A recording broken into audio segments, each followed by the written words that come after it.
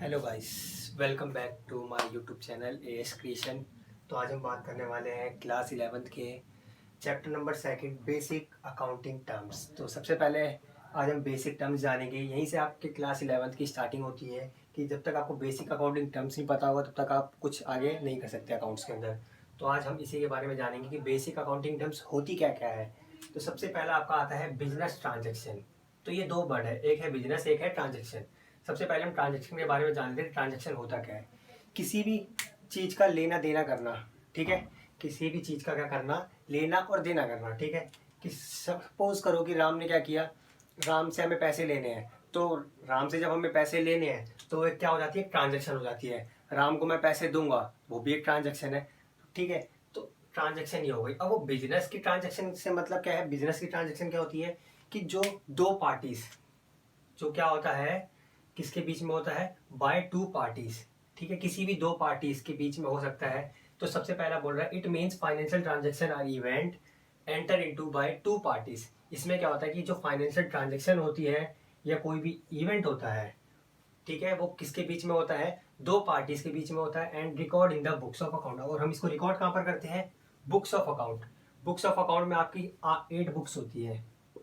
इसमें आपकी कितनी बुक्स होती है? 8 बुक्स होती है, जिसके बारे में हम आगे जानेंगे कि 8 बुक्स में क्या क्या चीज़ें आती हैं, ठीक है। तो 8 बुक्स के बारे में हम आगे बात करेंगे, क्या कौन कौन सी बुक्स होती है जिनमें हम अपनी इन ट्रांजेक्शन को रिकॉर्ड करते हैं, ठीक है। तो बिजनेस ट्रांजेक्शन का मतलब आपको पता चल गया कि बिजनेस ट्रांजेक्शन होता क्या है। इट मीन्स फाइनेंशियल ट्रांजेक्शन जो भी होगी या कोई भी इवेंट होगा, किसके बीच में? इनटू बाय टू पार्टीज, दो पार्टीज के बीच में। And record in the books of account. किस में रिकॉर्ड करते हैं हम? बुक्स ऑफ अकाउंट में रिकॉर्ड करते हैं, ठीक है। तो ये हमारा होता है बिजनेस ट्रांजेक्शन। दूसरा कह रहा है आपका अकाउंट। अकाउंट क्या होता है? Account is a summarise record of a transaction. ये क्या होता है? एक तरीके का अकाउंट होता है जिसमें हम क्या करते हैं, समराइज मतलब समरी बना के, एक छोटा सा समरी बना के हम रिकॉर्ड करते हैं। किसको? ट्रांजेक्शन को रिकॉर्ड करते हैं relating to a particular head one of place, ठीक है। Relating to a particular head one of place. One of place का मतलब क्या है कि सपोज करो कि आपने राम से सामान लिया, तो राम से जितनी भी ट्रांजेक्शन होगी, राम से जितनी भी ट्रांजेक्शन होगी सारी आप यहाँ पर रिकॉर्ड करते जाएंगे, ठीक है। ऐसे जितनी भी ट्रांजेक्शन होगी, आपने सपोज करो कि परचेज किया, तो आप परचेज का एक बुक बनाओगे। परचेज में सारा चीज लिखते जाओगे, नोट डाउन करते जाओगे, ये ठीक है। ये आपका होता है account. Account is a summarise record of a transaction relating to a particular head of a place, ठीक है। तीसरी बात है कैपिटल। कैपिटल मतलब क्या होता है? अगर हिंदी अगर इसका जानने की कोशिश करें तो कैपिटल मतलब होता है पूंजी। पूंजी मतलब पैसा। तो पैसा क्या होता है? Capital. Capital is the amount invested by the proprietor और partner in the business. Capital क्या होता है? एक ही ऐसा अमाउंट होता है या एक ऐसा पैसा होता है जो कौन इन्वेस्ट करता है? इन्वेस्ट मतलब निवेश। इन्वेस्ट कौन करता है? Bye the proprietor. प्रोप्राइटर मतलब कि जो क्या होता है, ऑनर होता है एक तरीके से। जो कौन होता है? ऑनर होता है, या उस कंपनी का क्या होता है? एक पार्टनर होता है, ठीक है। किस में इन्वेस्ट करता है? बिजनेस के अंदर। तो capital is the amount. Capital एक ऐसा अमाउंट होता है जो इन्वेस्ट करता है कौन? प्रोप्राइटर या तो पार्टनर, ठीक है। फोर्थ पॉइंट कह रहा है ड्राइंग। ड्राइंग क्या होती है? It is the amount withdraw. ये एक ऐसा अमाउंट होता है जो विड्रॉ किया जाता है, किसके द्वारा? Withdraw taken by proprietor. Proprietor मतलब जो बिजनेस का ऑनर है। प्रोप्राइटर मतलब जो ऑनर है किसका? बिजनेस का, ठीक है। प्रोप्राइटर होगा या पार्टनर होगा, किसके लिए? फॉर पर्सनल यूज के लिए। तो सीधी सी बात ही कहना चाहता है कि आपकी ड्राइंग क्या होती है? अकाउंट्स की लैंग्वेज में आपका ड्राइंग का मतलब क्या होता है? इट इज अमाउंट विड्रॉ और गुड्स। क्या करते हैं कि कोई भी पार्टनर या कोई भी ऑनर क्या करता है, अगर पर्सनल यूज के लिए कुछ भी सामान लेगा या कुछ भी पैसा निकालेगा बिजनेस से, वो हमारा आता है ड्राइंग के अंदर। तो इसे ही हम बोलते हैं ड्राइंग, ठीक है। लास्ट पॉइंट है हमारा लाइबिलिटीज। लाइबिलिटीज क्या होती है? लाइबिलिटीज मीन अमाउंट ओड या payable by the business. Owed या पेबल बाय द बिजनेस, कि ऐसा अमाउंट या ऐसा पैसा जो किसको पे करना है? बिजनेस के द्वारा पे किया जाना है। बिजनेस के द्वारा क्या किया जाना है? पे किया जाना है। वो हमारा क्या होती है?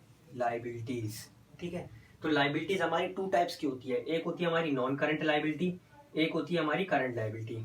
तो नॉन करंट लाइबिलिटी में क्या होता है? Non current liability, non current मतलब कि जो मोर देन 1 साल, जो 1 साल से ज्यादा के लिए चले, वो कौन सी है? Non current liability. और जो 1 साल से कम के लिए हो, वो कौन सी होती है? Current liability. इसको लिख सकते हो आप ये 12 मंथ्स के लिए होती है, ये 12 मंथ से मोर के लिए होती है, मंथ मोर, ठीक है, 12 मंथ से ज़्यादा के लिए होती है, ठीक है। तो नॉन करंट लाइबिलिटी क्या होती है, मोर देन 1 ईयर, मतलब 1 साल से ज़्यादा के लिए कौन सी होती है, नॉन करंट लाइबिलिटी, जो कि करंट है ही नहीं। करंट में करंट लाइबिलिटी क्या होती है, लेस देन 1 ईयर, जो कि 1 साल से कम के लिए होती है, मतलब 12 मंथ के लिए होती है, ठीक है।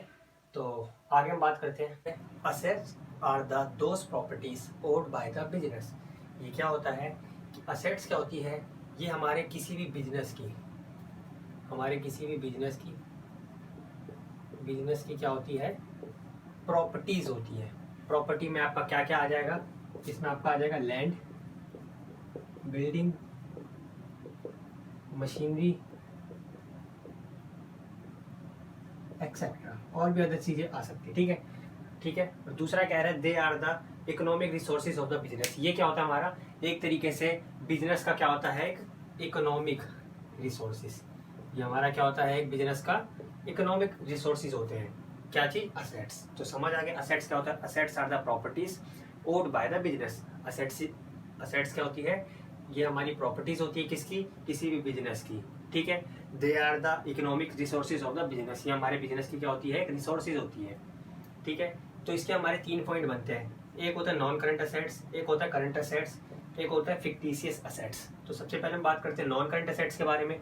तो जो नॉन करंट असेट्स होती है वो हमारे लॉन्ग टाइम के लिए होती है। लॉन्ग टर्म मतलब कि मोर देन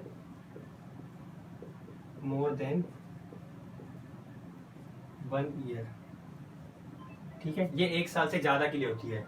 करंट असेट्स की बात करते हैं, करंट असेट जो होती है वो हमारी शॉर्ट टर्म के लिए होती है। शॉर्ट टर्म मतलब लेस देन 1 ईयर, इसको बोल देंगे लेस देन 1 ईयर, ठीक है।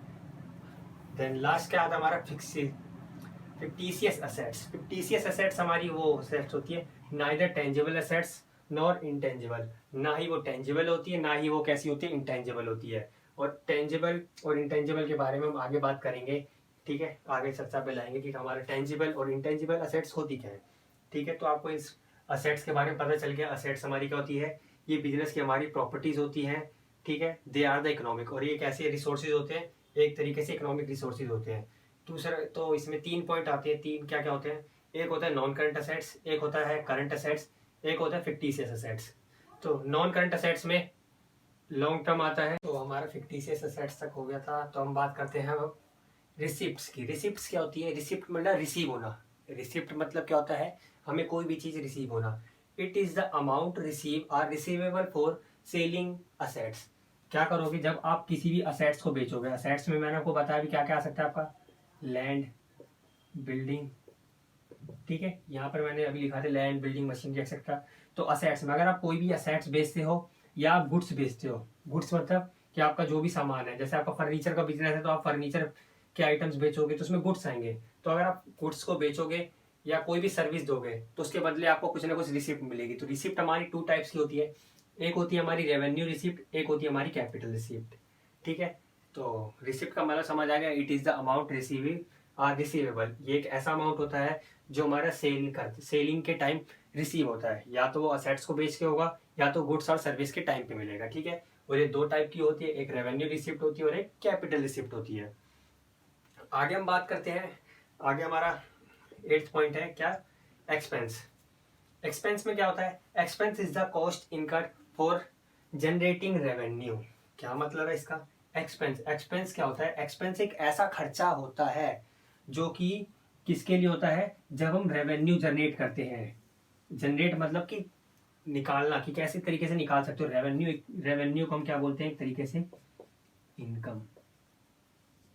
रेवेन्यू क्या होती है, इनकम। कोई भी बिजनेस या कोई भी फर्म है वो क्या चाहता है, इनकम को अर्न करना चाहता है। जैसे आप भी अगर कोई आप बिजनेस करना चाहो या कोई भी फर्म खोलोगे और कोई ऑर्गेनाइजेशन खोलोगे तो आप सोचोगे आपको इनकम अर्न हो। तो आपको इनकम कहाँ से अर्न होगी, जब तक आप कुछ ना कुछ छोटा मोटा खर्च नहीं करोगे, जब तक आप अपना एक्सपेंस नहीं लगाओगे, खर्च, जब तक आप पैसा खर्च करोगे, जब आप पैसा खर्च करोगे तो आपका एक्सपेंस आता है। एक्सपेंस मतलब, ठीक है, तो जितना भी आप खर्च करोगे, ठीक है, तो एक्सपेंस क्या होता है, expense is the cost. Expense एक तरीके से कॉस्ट होती है incurred for generating revenue. Revenue मतलब इनकम, कि पैसे, इनकम को अर्न करने के लिए जितना भी हम खर्चा करते हैं वो हमारा किस में आता है, एक्सपेंस के अंदर आता है।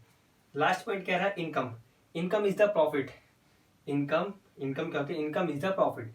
जो भी हमें प्रॉफिट अर्न होता है, क्या होता है, जो भी प्रॉफिट अर्न होता है, प्रॉफिट अर्न कैसे होगा, या हमारा किसी भी चीज का बिजनेस हम क्या करेंगे, हम कोई चीज सोल्ड करेंगे, सोल्ड करेंगे तो हमें उससे क्या होता है, प्रॉफिट होता है। जब हमें प्रॉफिट अर्न होगा तो वही हमारी इनकम है। वहीं पर इसको किस नाम से दे रखा था, रेवेन्यू। तो इसको रेवेन्यू लिख दो एक तरीके से, ठीक है। तो इसको आपने लिख दिया रेवेन्यू। तो इनकम क्या होता है, income is the profit earn during the period, ठीक है। तो आप एक पीरियड के अंदर, तो हमारा जो अकाउंटिंग ईयर जो चलता है, अभी मैं आपको बताता हूँ अकाउंटिंग ईयर के बारे में थोड़ा सा। तो income is the profit. Income हमारा क्या होता है, एक तरीके से प्रॉफिट होता है। प्रॉफिट हमें कहाँ से मिलता है, जब हम कोई सेल करते हैं। क्या सेल करते हैं, जब हम गुड सेल करेंगे। जब हम गुड सेल करेंगे तो हमें क्या होता है, प्रॉफिट अर्न होता है। वही हमारी क्या होती है, इनकम होती है। तो समझ आ गया, income is the profit earn during a period.